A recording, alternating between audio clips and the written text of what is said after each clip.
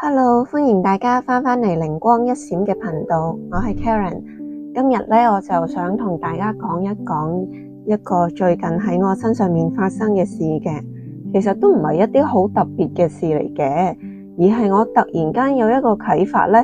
就覺得我自己望住自己以前買嘅嗰一部電腦，心入邊嘅感覺竟然係煩悶，又或者有一啲煩躁嘅感覺。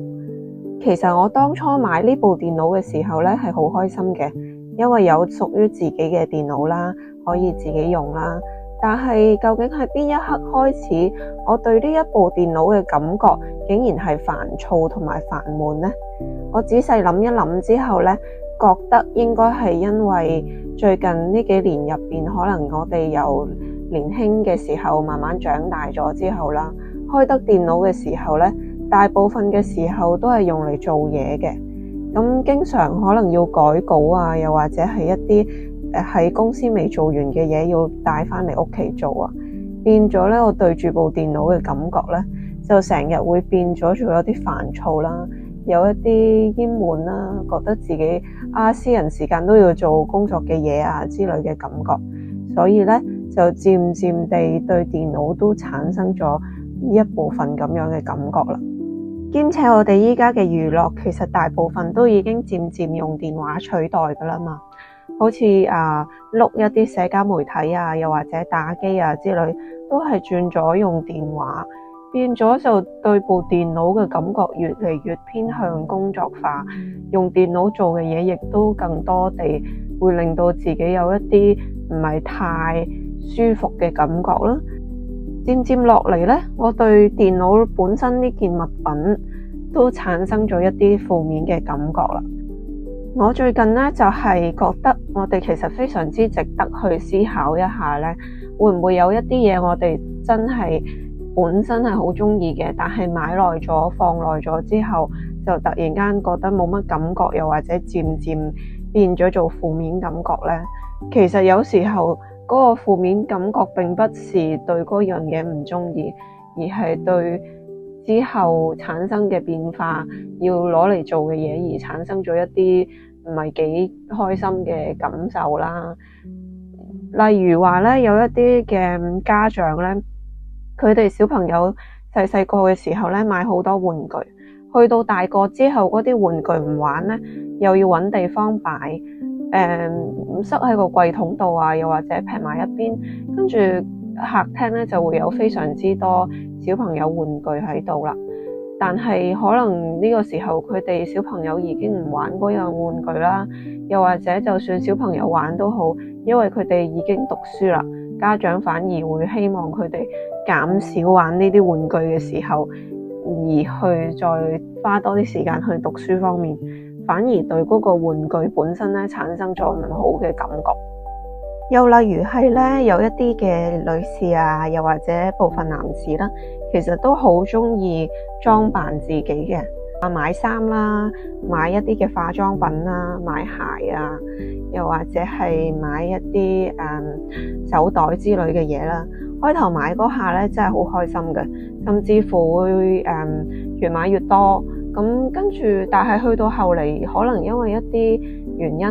冇着到肥咗，又或者係嗰個風格同依家嘅自己已經唔係好夾啦，咁所以就好耐冇用到嗰樣嘢，漸漸咧就會覺得呢啲嘢咧開始牙位塞到個衣櫃或者係自己私人空間滿晒咧，就冇其他位置去放更加多其他嘅嘢，亦都令到屋企望落去咧，就有一種比較混亂嘅感覺。其實咧，我覺得如果大家面對呢個情況嘅話咧，都好應該去思考一下，就係依家好興嘅斷捨離啦。就我哋可以咧，將自己一啲唔需要嘅嘢，又或者係一啲產生咗負面情感嘅一啲嘢咧，可以將佢掉咗佢，又或者係捐咗佢等等。咁當然啦，有啲可能話我部電腦我仲要嘅，我就算對佢產生負面情感都好，我都要繼續用佢噶嘛。咁我哋咧其實係應該要轉變一下思維啦，諗下其實本身係咪部電腦嘅錯先？唔係啊嘛。其實物件本身係空性嘅，即係咧佢本身係冇對錯之分嘅。問題係我哋究竟用佢嚟做咩，又或者係我哋俾乜嘢情緒落去？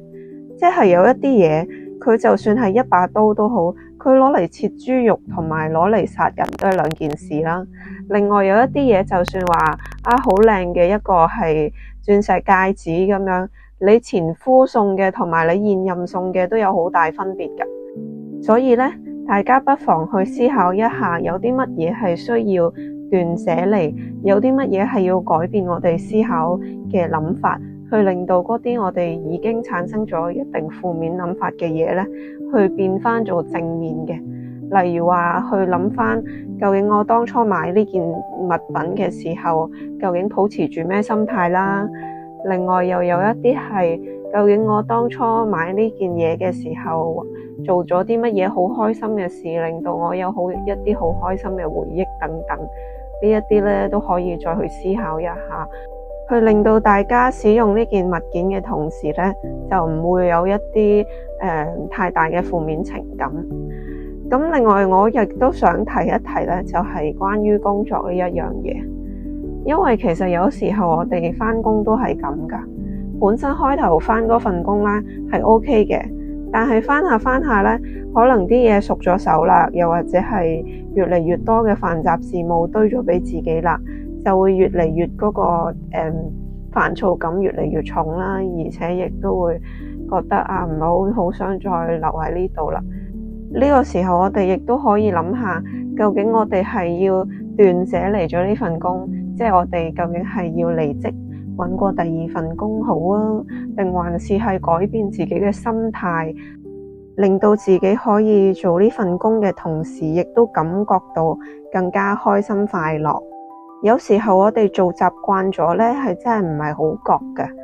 即係好似有啲時候上面有份工作要交代落嚟，跟住呢份工作可能之前有一個失敗經歷，又或者係本身佢嘅工作內容自己唔係特別喜歡嘅，咁去到後面咧就會覺得又係做呢啲嘢好煩啊，唔想再做啊。但係我哋有時候迫於生活壓力，又或者係其他嘅因素咧，冇得話貿然離開呢啲嘢，即係例如係某一啲嘅家庭關係啦，某一啲物品啦，又或者依家自己嗰個工作環境之類，可能未必可以而家就離開得到嘅，亦都唔可能話要斷捨離就斷得咁快。咁嘅話，我哋不妨去思考下點樣去轉變自己嘅思想，轉變自己嘅觀念，令到自己可以更加開心咁樣去繼續喺呢個環境生活落去。好，今日就講到咁多啦。咁大家有啲乜嘢想同我 share 下嘅，可以留言啦。跟住亦都歡迎大家 subscribe 啦。祝福大家對身邊嘅一切都可以有感恩同埋愉快嘅感覺啦。拜拜。